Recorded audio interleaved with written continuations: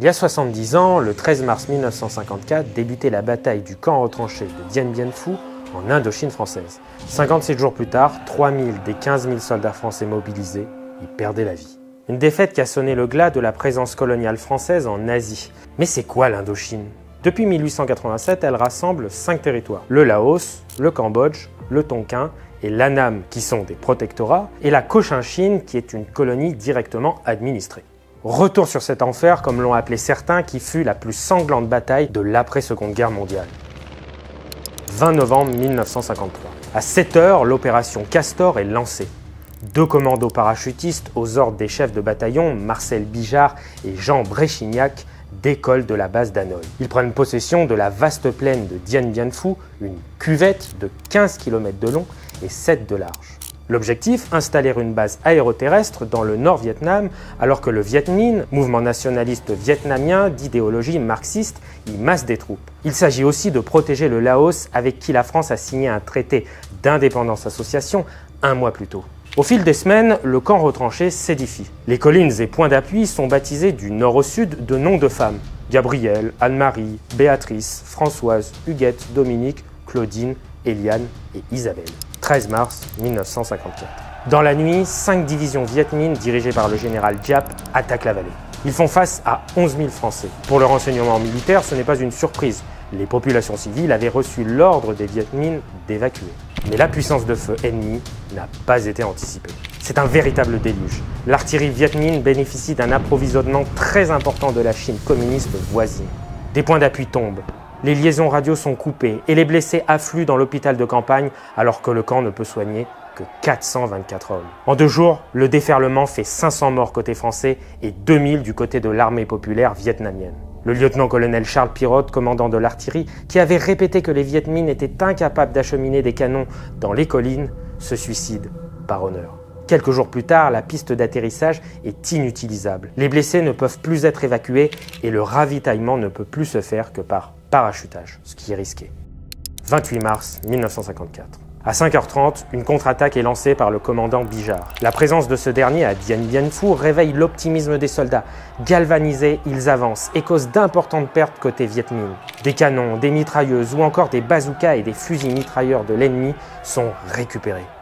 30 mars 1954. Commence la seconde phase de l'attaque Viet Minh. Elle était attendue par l'état-major français, mais sur le terrain, certains officiers n'auraient pas été avertis. Cela ne les empêche pas d'être sur le qui-vive. Le général Giap tente de prendre des collines à l'est et au nord-est du camp. C'est la bataille des 5 collines. Giap fait face à une farouche résistance du 6e bataillon de parachutistes coloniaux et du 8e de choc. Finalement, le 4 avril, la bataille n'est qu'un demi-succès pour Giap.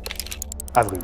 Tout au long du mois, les attaques Viet Minh et les contre-attaques françaises se succèdent. La dureté des attaques provoque des dégâts considérables sur le moral des Français. Les hommes de Giap réussissent la prouesse d'acheminer les munitions et des tonnes de ravitaillement chinois grâce à des bicyclettes. Mais les Français ne déméritent pas. Ils se battent sans relâche et remportent des succès dans un climat tropical éprouvant, caractérisé par la mousson, la boue et avec le rare soutien d'une aviation aux moyens limités. Le ministre des Affaires étrangères, Georges Bidault, demande même une intervention directe des États-Unis, dont les porte-avions sont présents dans la région. L'oncle Sam refuse. Pendant ce temps, les soldats ressentent un sentiment d'abandon, alors qu'en métropole, l'opinion semble se désintéresser de leur sort. Seule la solution terrestre subsiste. 2000 combattants appelés colonnes crève-cœur sont envoyés depuis le Laos. Mais leur avancée est freinée à 50 km de la cuvette. 1er mai 1954.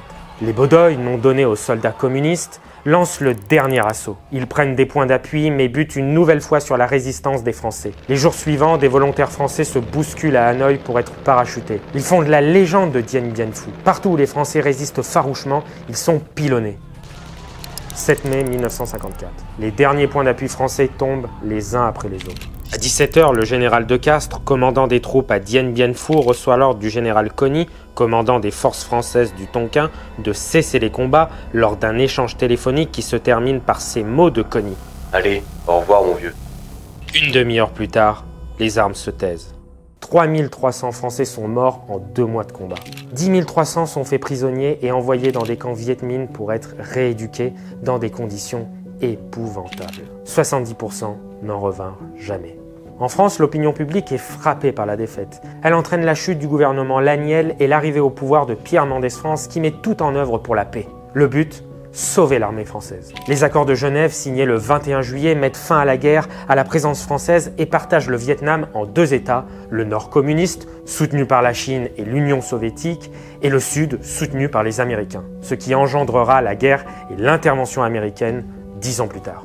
Mais comment une telle défaite a-t-elle été possible ? Le choix de la confrontation à Dien Bien Phu a été sanctionné par l'histoire. Mais les Français ne sont pas allés à l'aveugle à Dien Bien Phu. Un an auparavant, ils avaient battu le général Giap à la bataille de Nha Sam. Giap et son état-major en avaient tiré les leçons pour mobiliser plus d'hommes et d'artillerie à Dien Bien Phu. Les courageux soldats français se sont aussi heurtés aux contradictions de la diplomatie française. Paris voulait à la fois réduire la menace Viet Minh sans aggraver son déficit budgétaire, maintenir sa présence via un État vietnamien sous sa coupe et contenir l'influence américaine. Un enchevêtrement qui a mené à des tergiversations et au refus américain d'intervenir à Dien Bien Phu.